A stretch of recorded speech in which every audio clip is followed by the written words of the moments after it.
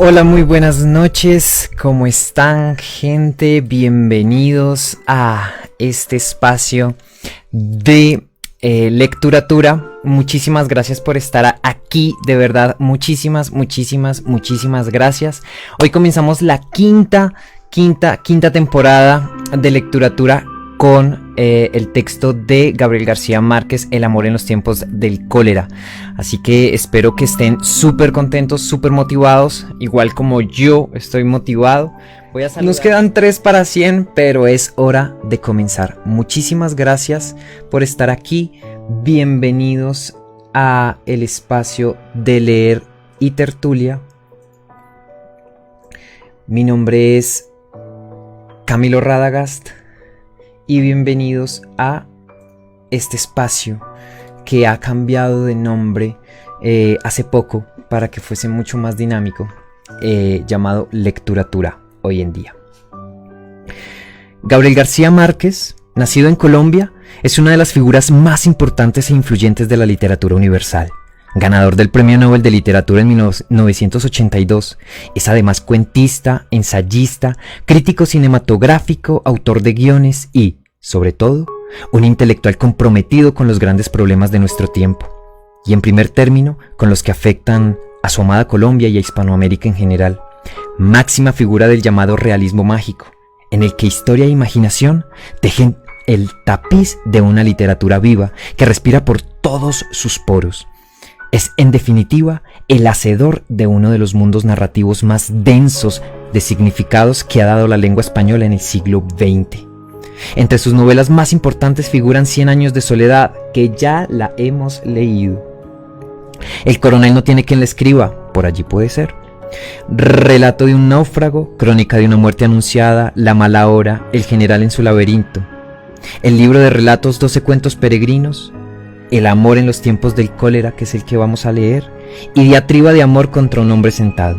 En el año 2002 publicó la primera parte de su autobiografía, Vivir para contarla.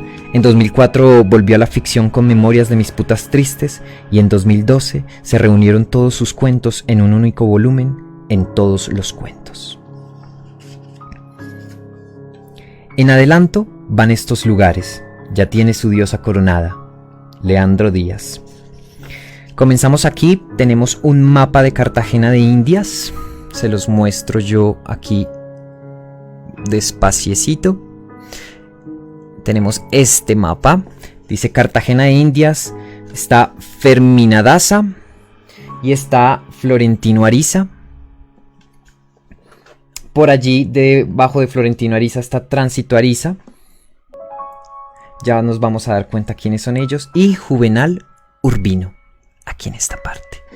Y tenemos la Catedral de Santa Catalina, Portales de los Dulces, la Casa de Fermina. Y allí se nos acaba este mapa. Recuerden, chicos, que este mismo libro puede ser de ustedes. Muchísimas gracias por compartir. Comenzamos. Primera parte. Era inevitable. El olor de las almendras amargas le recordaba siempre el destino de los amores contrariados. El doctor Juvenal Urbino lo percibió desde que entró en la casa todavía en penumbras, a donde había acudido de urgencia a ocuparse de un caso que para él había dejado de ser urgente desde hacía muchos años. El refugiado antillano Jeremiah de Saint-Amour, inválido de guerra, fotógrafo de niños y su adversario de ajedrez más compasivo, se había puesto a salvo de los tormentos de la memoria con un saumerio de cianuro de oro. Encontró el cadáver cubierto con una manta en el catre de campaña donde había dormido siempre, cerca de un taburete con la cubeta que había servido para vaporizar el veneno. En el suelo, amarrado de la pata del catre, estaba el cuerpo tendido de un gran danés negro de pecho nevado, y junto a él estaban las muletas. El cuarto sofocante y abigarrado, que hacía al mismo tiempo de alcoba y laboratorio, empezaba a iluminarse apenas con el resplandor del amanecer en la ventana abierta. Pero era la luz bastante para reconocer de inmediato la autoridad de la muerte. Las otras ventanas, así como cualquier resquicio de la habitación, estaban amordazadas con trapos o selladas con cartones negros, y eso aumentaba su densidad opresiva. Había un mesón atiborrado de frascos y pomos sin rótulos, a donde dos cubetas de peltre descascaradas bajo un foco ordinario cubierto de papel rojo. La tercera cubeta, la del líquido fijador, era la que estaba junto al cadáver. Había revistas y periódicos viejos por todas partes, pilas de negativos sin placas de vidrio, muebles rotos, pero todo estaba preservado del polvo por una mano diligente. Aunque el aire de la ventana había purificado el ámbito, aún quedaba para quien supiera identificarlo el rescoldo tibio de los amores sin ventura de las almendras amargas. El doctor Juvenal Urbino había pensado más de una vez, sin ánimo premonitorio, que aquel no era un lugar propicio para morir en gracia de Dios, pero con el tiempo terminó por suponer que su desorden obedecía tal vez a una determinación cifrada de la divina providencia. Un comisario de policía se había adelantado con un estudiante de medicina muy joven que hacía su práctica forense en el dispensario municipal, y eran ellos quienes habían ventilado la habitación y cubierto el cadáver mientras llegaba el doctor Urbino. Ambos lo saludaron con una solemnidad que esa vez tenía más de condolencia que de veneración, pues nadie ignoraba el grado de su amistad con Jeremiah de Saint-Amour. El maestro eminente estrechó la mano de ambos, como lo hacía desde siempre con cada uno de sus alumnos antes de empezar la clase diaria de clínica general, y luego agarró el borde de la manta con las yemas del índice y el pulgar, como si fuera una flor, y descubrió el cadáver palmo a palmo con una parsimonia sacramental. Estaba desnudo por completo, tieso y torcido, con los ojos abiertos y el cuerpo azul, y como 50 años más viejo que la noche anterior. Tenía las pupilas diáfanas, la barba y los cabellos amarillentos, y el vientre atravesado por una cicatriz antigua cosida con nudos de enfardelar. Su torso y sus brazos tenían una envergadura de galeote por el trabajo de las muletas, pero sus piernas inermes parecían de huérfano. El doctor Juvenal Urbino lo contempló un instante con el corazón adolorido, como muy pocas veces en los largos años de su contienda estéril contra la muerte. «¡Pendejo!», le dijo. «Ya lo peor había pasado». Volvió a cubrirlo con la manta y recobró su prestancia académica. En el año anterior había celebrado los 80 con un jubileo oficial de 3 días y en el discurso de agradecimiento se resistió una vez más a la tentación de retirarse. Había dicho: «Ya me sobrará tiempo para descansar cuando me muera, pero esta eventualidad no está todavía en mis proyectos». Aunque oía cada vez menos con el oído derecho y se apoyaba en un bastón con empuñadura de plata para disimular la incertidumbre de sus pasos, seguía llevando con la compostura de sus años mozos el vestido entero de lino con el chaleco atravesado por la leontina de oro. La barba de Pasteur, color de nácar, y el cabello del mismo color, muy bien aplanchado y con la raya neta en el centro, eran expresiones fieles de su carácter. La erosión de la memoria, cada vez más inquietante, lo compensaba hasta donde le era posible con notas escritas deprisa en papelitos sueltos que terminaban por confundirse en todos sus bolsillos, al igual que los instrumentos, los frascos de medicina y otras tantas cosas revueltas en el maletín atiborrado. No solo era el médico más antiguo y esclarecido de la ciudad, sino el hombre más atildado. Sin embargo, su sapiencia, demasiado ostensible, y el modo nada ingenuo de manejar el poder de su nombre le habían valido menos afectos de los que merecía. Las instrucciones al comisario y al practicante fueron precisas y rápidas. No había que hacer autopsia.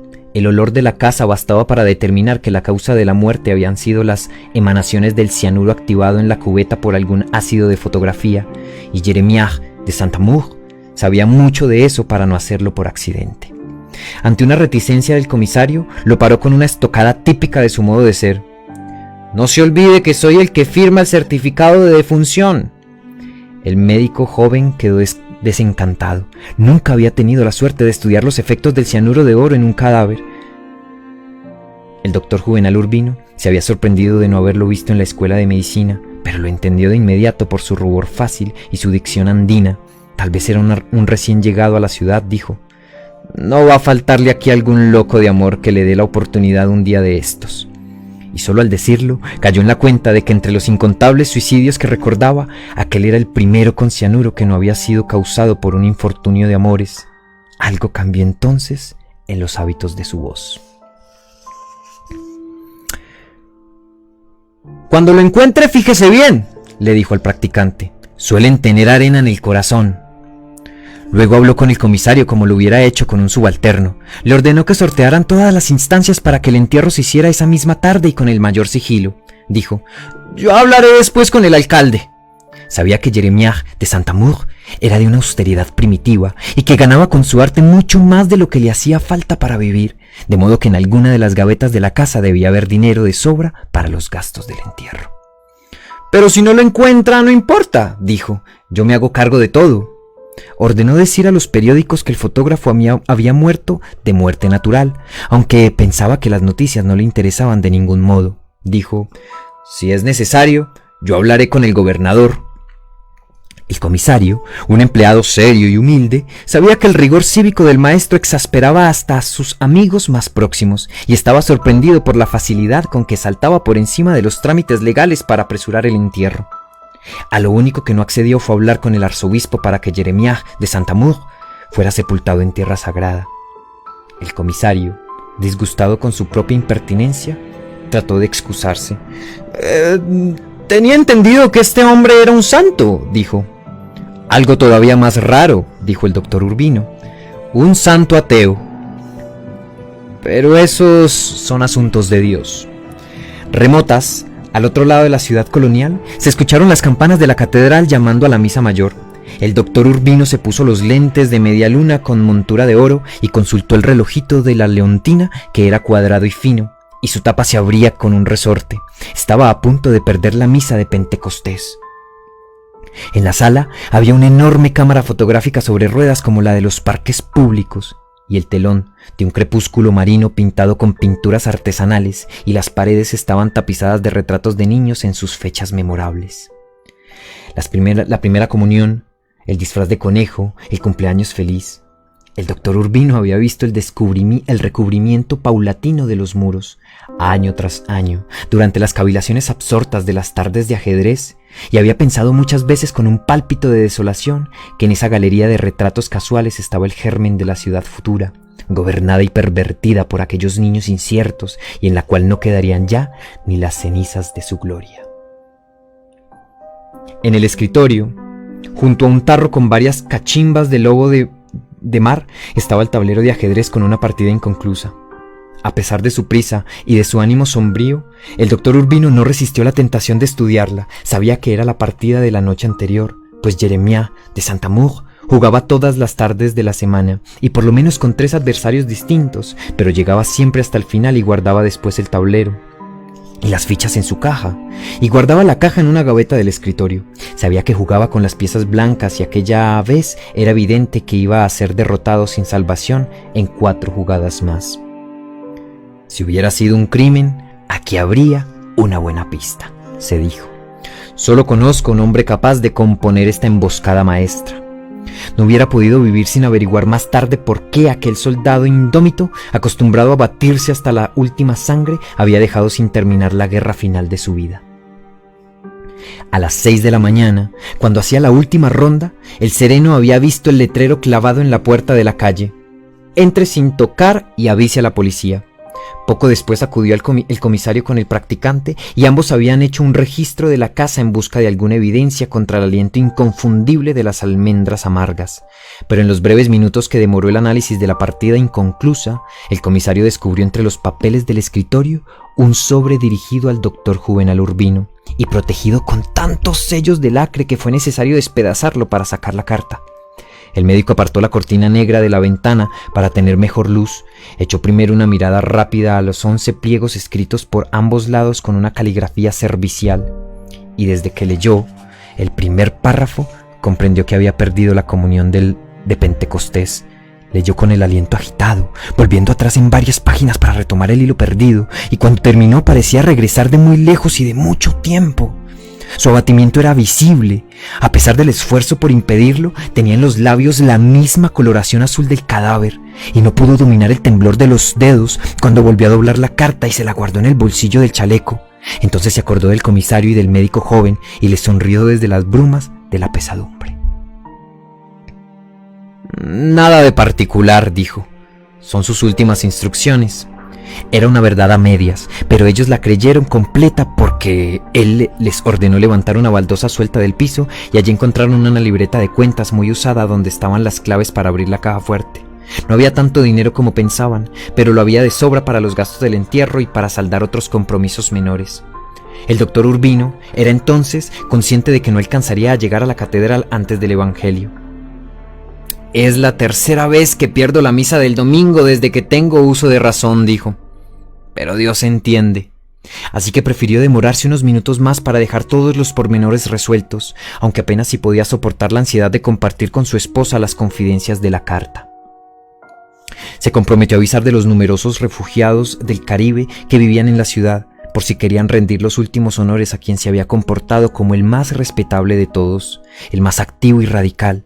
Aún después de que fue demasiado evidente que había sucumbido a la rémora del desencanto, también avisaría a sus compinches de ajedrez, entre los cuales había desde profesionales insignes hasta menestrales sin nombre, y a otros amigos menos asiduos, pero que tal vez quisieran asistir al entierro. Antes de conocer la carta póstuma, había resuelto ser el primero, pero después de leerla no estaba seguro de nada. De todos modos, iba a mandar una corona de gardenias, por si acaso Jeremiah de Saint-Amour había tenido un último minuto de arrepentimiento.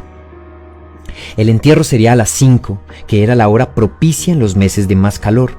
Si lo necesitaban, estaría desde las 12 en la casa de campo del doctor Lácides Olivella, su discípulo amado, que aquel día celebraba con un almuerzo de gala las bodas de plata profesionales. El doctor Juvenal Urbino tenía una rutina fácil de seguir.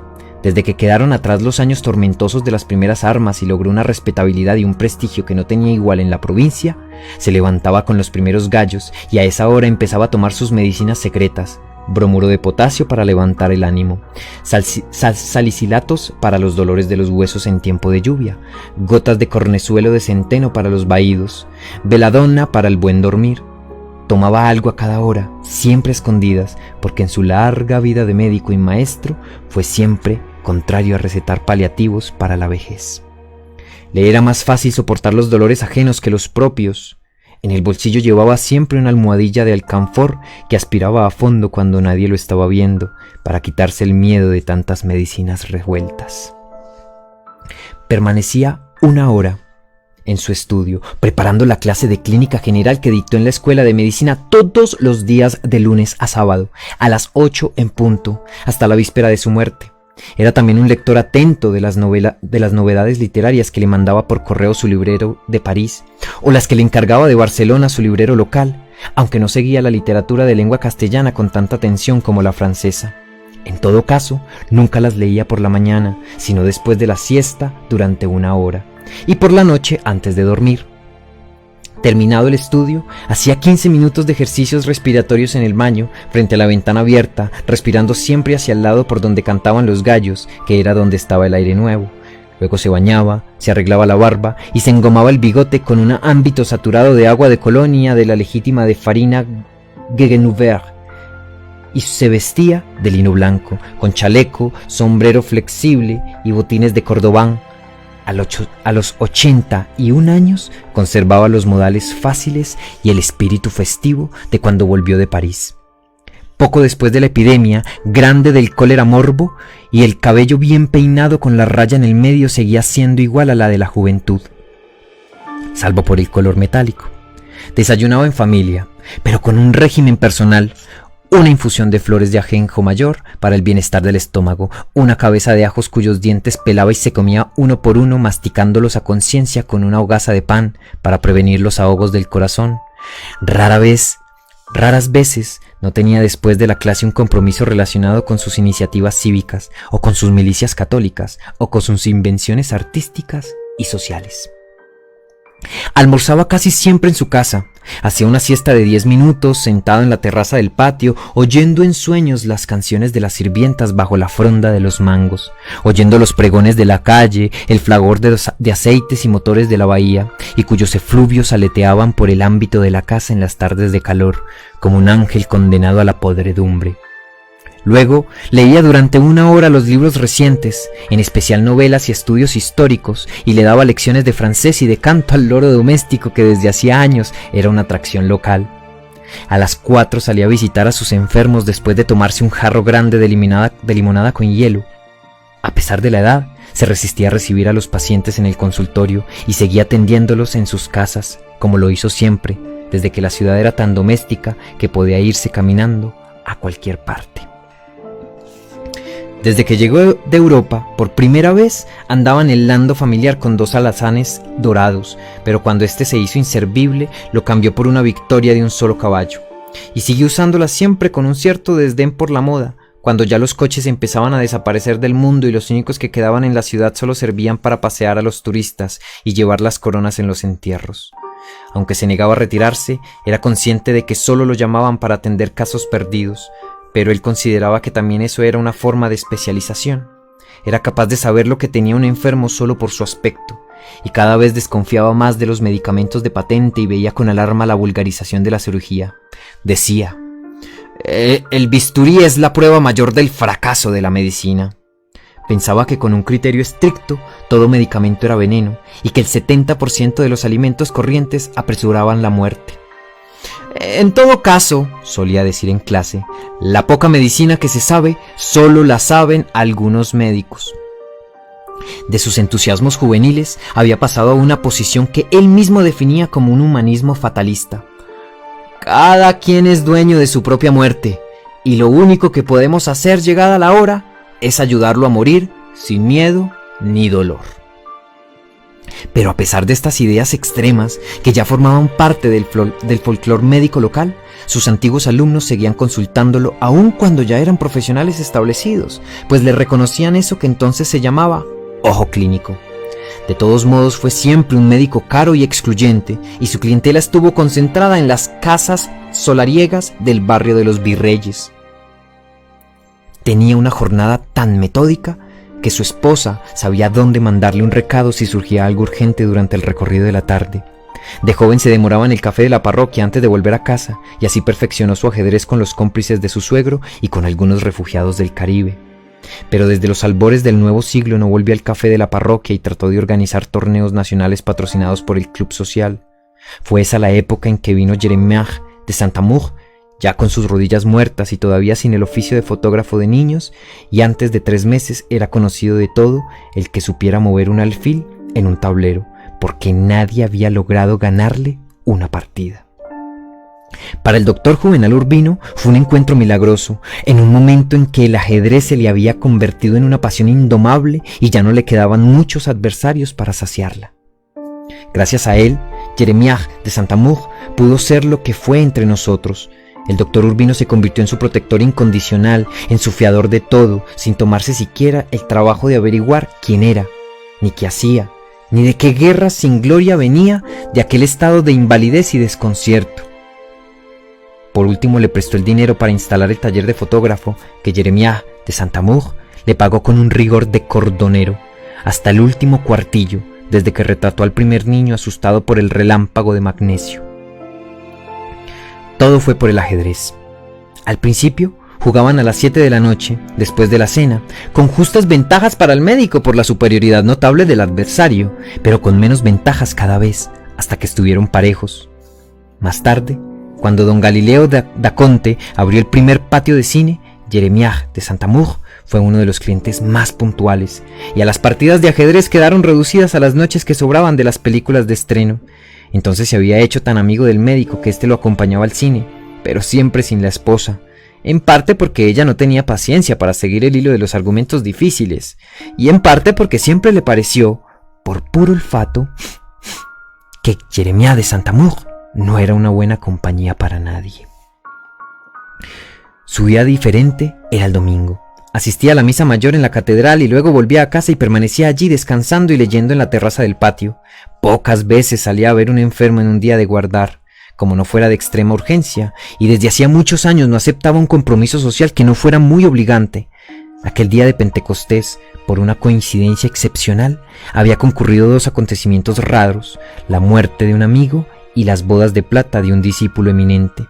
Sin embargo, en vez de regresar a casa sin rodeos, como lo tenía previsto después de certificar la muerte de Jeremiah de Saint-Amour, se dejó arrastrar por la curiosidad. Tan pronto como subió, en el coche, hizo un repaso urgente de la carta póstuma y ordenó al cochero que lo llevara a una dirección difícil en el antiguo barrio de los esclavos. Aquella determinación era tan extraña a sus hábitos que el cochero quiso asegurarse de que no había algún error. No lo había. La dirección era clara y quien la había escrito tenía motivos de sobra para conocerla muy bien. El doctor Urbino volvió entonces a la primera hoja y se sumergió otra vez en aquel manantial de revelaciones indeseables que habrían podido cambiarle la vida. Aún a su edad, si hubiera logrado convencerse a sí mismo de que no eran los delirios de un desahuciado. El humor del cielo había empezado a descomponerse desde muy temprano y estaba nublado y fresco, pero no habría riesgos de lluvia antes del mediodía. Tratando de encontrar un camino más corto, el cochero se metió por los vericuetos empedrados de la ciudad colonial y tuvo que pararse muchas veces para que el caballo no se espantara con el desorden de los colegios y las congregaciones religiosas que regresaban de la liturgia de Pentecostés. Había guirnaldas de papel en las calles, músicas y flores, y muchachas con sombrillas de colores y volantes de muselina que veían pasar de fiesta desde los balcones. En la plaza de la catedral, donde apenas se distinguía la estatua del Libertador entre las palmeras africanas y las nuevas farolas de globos, había un embotellamiento de automóviles por la salida de misa y no quedaba un lugar disponible en el venerable y ruidoso café de la parroquia. El único coche de caballos era el del doctor Urbino y se distinguía de los muy escasos que iban quedando en la ciudad porque mantuvo siempre el brillo de la capota de charol y tenía los herrajes de bronce para que no se los comiera el salitre. Y las ruedas y las varas pintadas de rojo con ribetes dorados, como en las noches de gala de la ópera de Viena. Además, mientras las familias más remilgadas se conformaban con que sus cocheros tuvieran la camisa limpia, él seguía exigiéndole al suyo la librea de terciopelo mustio y la chistera de domador de circo, que además de ser anacrónicas, se tenían como una falta de misericordia en la canícula del Caribe. A pesar de su amor, casi maniático por la ciudad y de reconocerla mejor que nadie, el doctor Juvenal Urbino había tenido muy pocas veces un motivo como el de aquel domingo para aventurarse sin reticencias en el fragor del antiguo barrio de los esclavos. El cochero tuvo que dar muchas vueltas y preguntar varias veces para encontrar la dirección. El doctor Urbino reconoció de cerca la pesadumbre de las ciénagas, su silencio fatídico, sus ventosidades de ahogado que tantas madrugadas de insomnio subían hasta su dormitorio revueltas con la fragancia de los jazmines del patio y que él sentía pasar como un viento de ayer que nada tenía que ver con su vida. Pero aquella pestilencia, tantas veces idealizada por la nostalgia, se convirtió en una realidad insoportable cuando el coche empezó a dar saltos por el lodazal de las calles donde los gallinazos se disputaban los desperdicios del matadero, arrastrados por el mar de leva. A diferencia de la ciudad virreinal, cuyas casas eran de mampostería, allí estaban hechas de madera descoloridas y techos de zinc, y la mayoría se asentaban sobre los pilotes para que no se metieran las crecientes de los albañales abiertos heredados de los españoles. Todo tenía un aspecto miserable y desamparado, pero de las cantinas sórdidas salía el trueno de música de la parranda sin Dios ni ley del Pentecostés de los pobres. Cuando por fin encontraron la dirección, el coche iba perseguido por pandillas de niños desnudos que se burlaban de los atavíos teatrales del cochero y éste tenía que espantarlos con la fusta. El doctor Urbino, preparado para una visita confidencial, comprendió demasiado tarde que no había candidez más peligrosa que la de su edad. El exterior de la casa, sin número, no tenía nada que la distinguiera de las menos felices, salvo la ventana con cortinas de encajes y un portón desmontado de alguna iglesia antigua. El cochero hizo sonar la aldaba y solo cuando comprobó que era la dirección correcta ayudó al médico a descender del coche. El portón se había abierto sin ruido y en la penumbra interior estaba una mujer madura, vestida de negro absoluto y con una rosa roja en la oreja. A pesar de sus años, que no eran menos de 40, seguía siendo una mulata altiva, con los ojos dorados y crueles, y el cabello ajustado a la forma del cráneo como un casco de algodón de hierro. El doctor Urbino no la reconoció, aunque la había visto varias veces entre las nebulosas de las partidas de ajedrez en la oficina del fotógrafo, y en alguna ocasión le había recetado unas papeletas de quinina para las fiebres tercianas. Le tendió la mano y ella se la tomó entre las suyas, menos para saludarlo que para ayudarlo a entrar. La sala tenía el clima y el murmullo invisible de una floresta y estaba atiborrada de muebles y objetos primorosos, cada una en su sitio natural. El doctor Urbino se acordó sin amargura de la botica de un anticuario de París. Un lunes de otoño del siglo anterior, en el número 26 de la calle Montmartre, la mujer se sentó frente a él y le habló en un castellano difícil. «Esta es su casa, doctor», dijo. «No lo esperaba tan pronto». El doctor Urbino se sintió delatado. Se fijó en ella con el corazón. Se fijó en su luto intenso, en la dignidad de su congoja, y entonces comprendió que aquella era una visita inútil, porque ella sabía más que él de todo cuanto estaba dicho y justificado en la carta póstuma de Jeremias de Saint-Amour. Así era. Ella lo había acompañado hasta muy pocas horas antes de la muerte, como lo había acompañado durante media vida, con una devoción y una ternura sumisa que se parecían demasiado al amor, y sin que nadie lo supiera, en esa soñolienta capital de provincia donde eran dominio público hasta los secretos de Estado.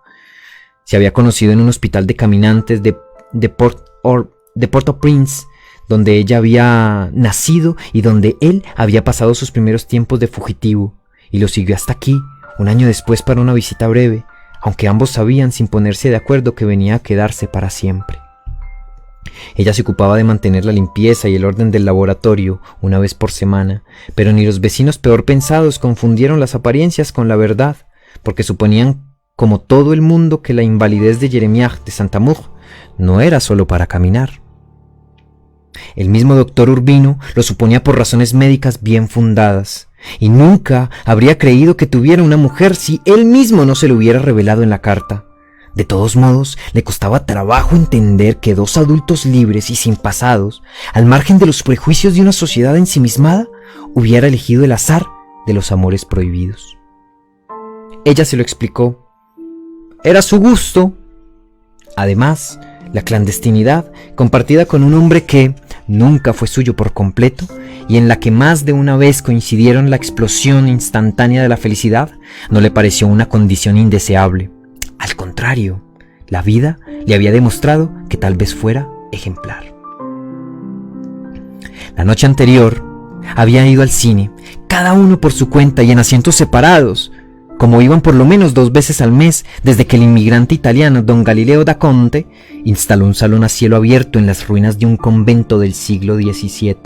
Vieron una película basada en un libro que había estado de moda el año anterior y que el doctor Urbino había leído en el corazón desolado por la barbarie de la guerra. Sin novedad en el frente. Se reunieron luego en el laboratorio y ella lo encontró disperso y nostálgico, y pensó que era por las escenas brutales de los heridos moribundos en el fango. Tratando de distraerlo, lo invitó a jugar al ajedrez, y él había aceptado por complacerla, pero jugaba sin atención, con las piezas blancas, por supuesto, hasta que descubrió, antes que ella, que iba a ser derrotado en 4 jugadas más, y se rindió sin honor. El médico comprendió entonces que el contendor de la partida final había sido ella, y no el general Jerónimo Argote, como él lo había supuesto. Murmuró asombrado. Era una partida maestra. Ella insistió en que el mérito no era suyo, sino que Jeremias de Saint-Amour, extraviado ya por las brumas de la muerte, movía las piezas sin amor. Cuando interrumpió la partida, como a las 11:15, pues ya se había acabado la música de los bailes públicos, él le pidió que lo dejara solo.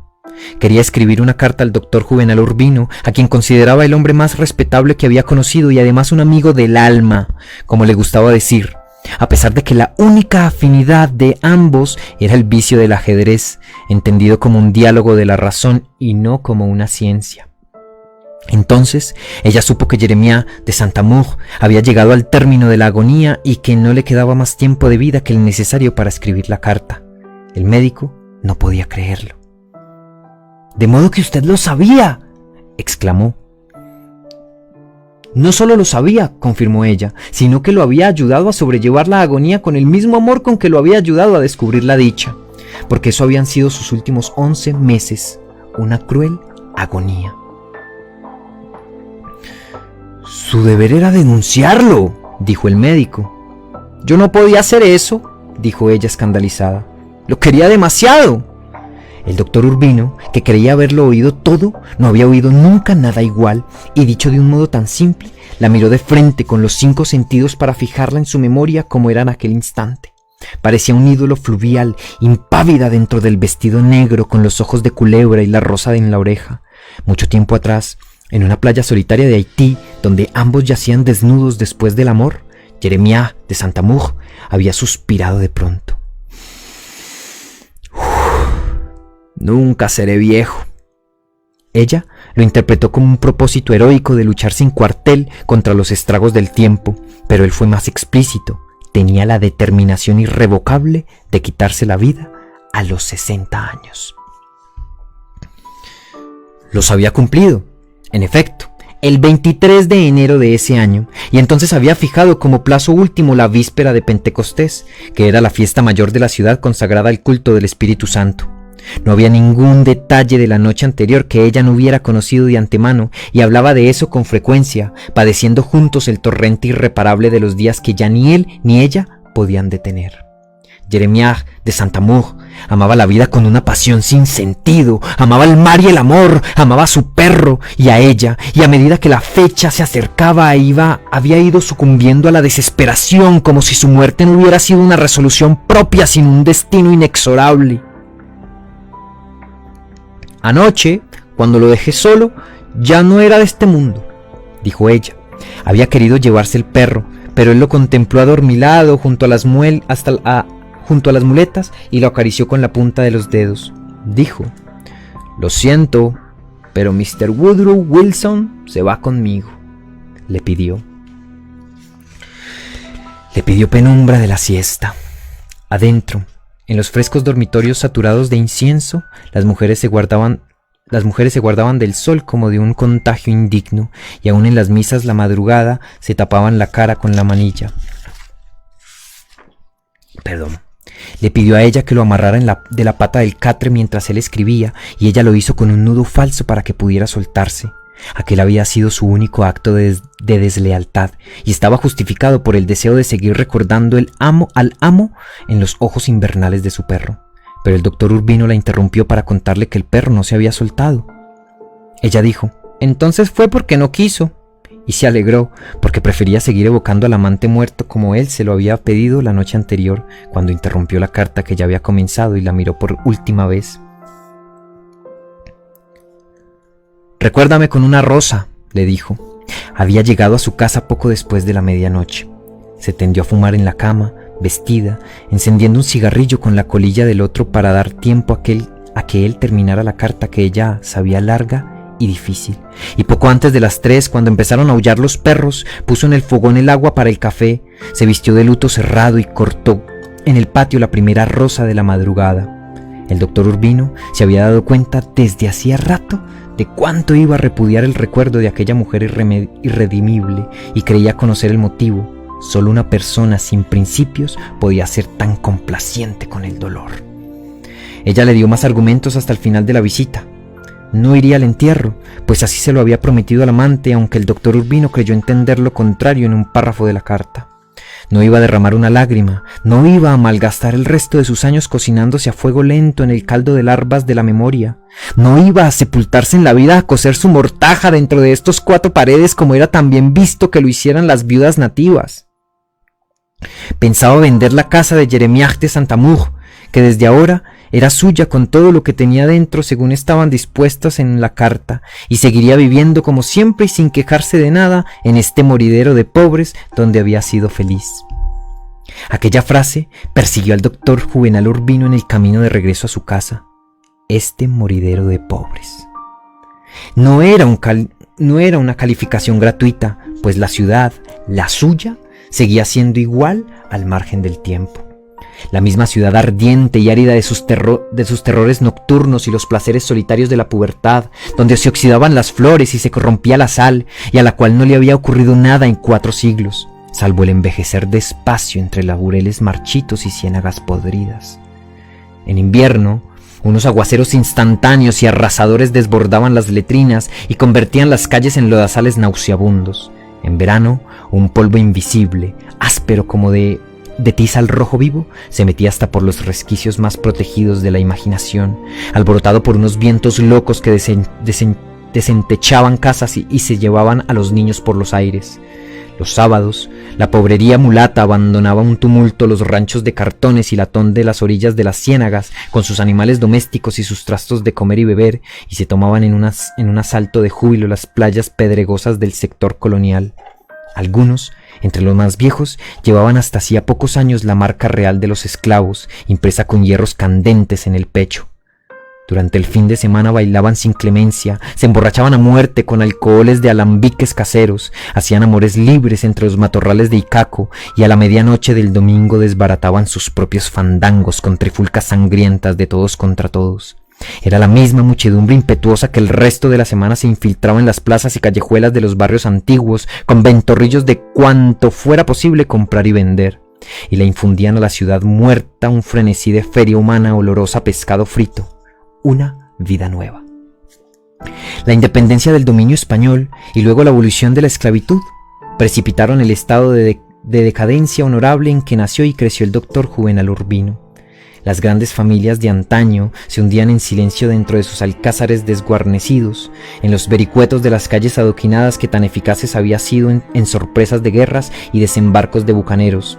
La maleza se descolgaba por los balcones y abría grietas en los muros de cal, y canto aún en las mansiones mejor tenidas, y la única señal una señal viva a las 2 de la tarde eran los lánguidos ejercicios de piano en la penumbra de la siesta. Adentro, en los frescos dormitorios, saturados de incienso, las mujeres se guardaban del sol como de un contagio indigno, y aún en las misas de madrugada se tapaban la cara con la mantilla. Sus amores eran lentos y difíciles, perturbados a menudo por presagios siniestros, y la vida les parecía interminable. Al anochecer, en el instante opresivo del tránsito, se alzaba de las ciénagas una tormenta de zancudos carniceros y una tierna varada de mierda humana, cálida y triste, revolvía en el fondo del alma la certidumbre de la muerte. Pues la vida propia de la ciudad colonial, que el joven Juvenal Urbino solía idealizar en sus melancolías de París, era entonces una ilusión de la memoria. Su comercio había sido el más próspero del Caribe en el siglo XVIII, sobre todo por el privilegio ingrato de ser el más grande mercado de esclavos africanos.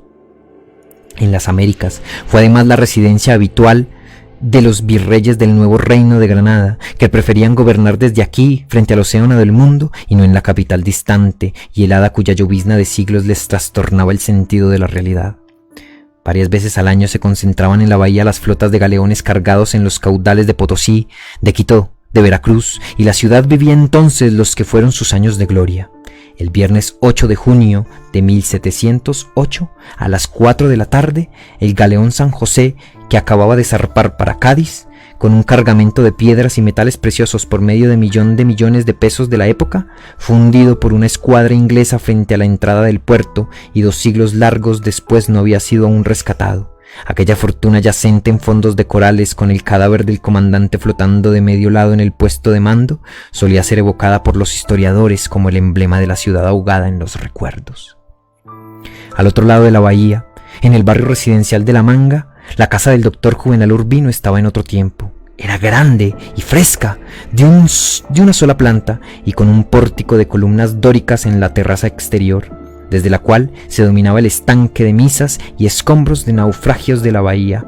El piso estaba cubierto de baldosas ajedrezadas blancas y negras, desde la puerta de entrada hasta la cocina, y esto se había atribuido más de una vez a la pasión dominante del doctor Urbino, sin recordar que era una debilidad común de los maestros de obra catalanes que construyeron a principios de este siglo aquel barrio de ricos recientes. La sala era amplia, de cielos muy altos como toda la casa, con 6 ventanas de cuerpo entero sobre la calle, y estaba separada del comedor por una puerta vidriera, enorme e historiada, con ramazones de vides y racimos y doncellas seducidas por caramillos de faunos en una floresta de bronce.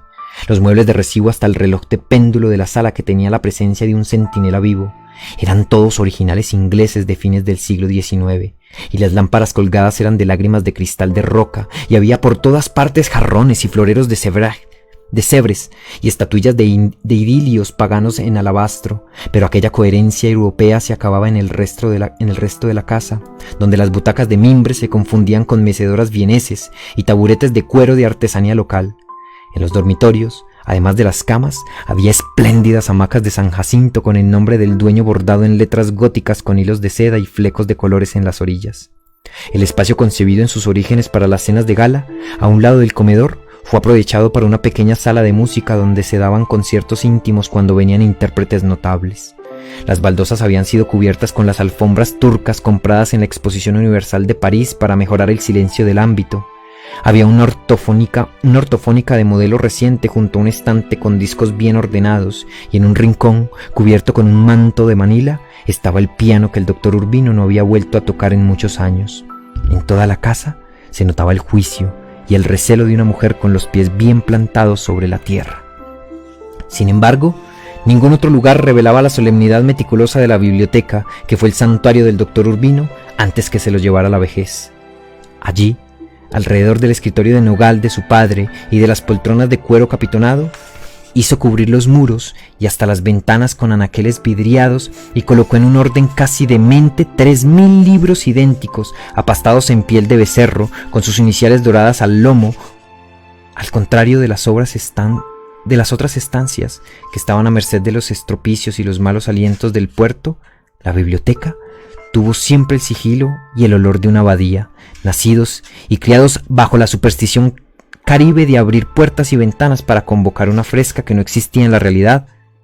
El doctor Urbino y su esposa se sintieron al principio con el corazón oprimido por el encierro, pero terminaron por convencerse de las novedades del método romano contra el calor, que consistía en mantener las casas cerradas en el sopor de agosto para que no se metiera el aire ardiente de la calle y abrirlas por completo para los vientos de la noche.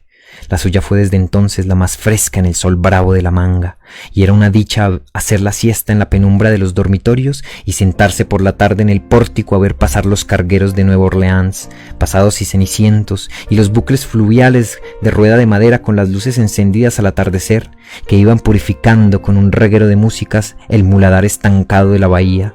Era también la mejor protegida de diciembre a marzo, cuando los alisios del norte desbarataban los tejados y se pasaban la noche dando vueltas como lobos hambrientos alrededor de la casa en busca de un resquicio para meterse.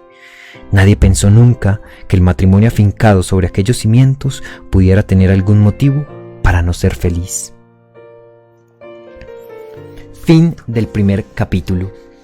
Aquí tenemos la primera ilustración. En una escalera intentando coger un loro, suponemos que el médico Juvenal.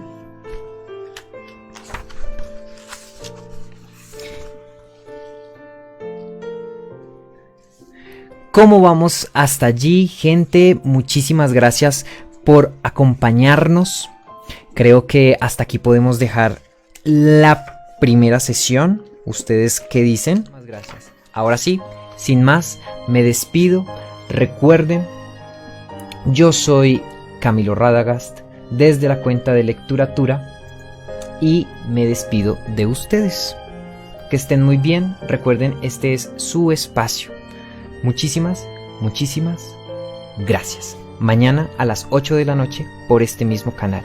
Avisen a sus amigos, compartan los en vivos, compartan la información y que seamos más. Chao, chao.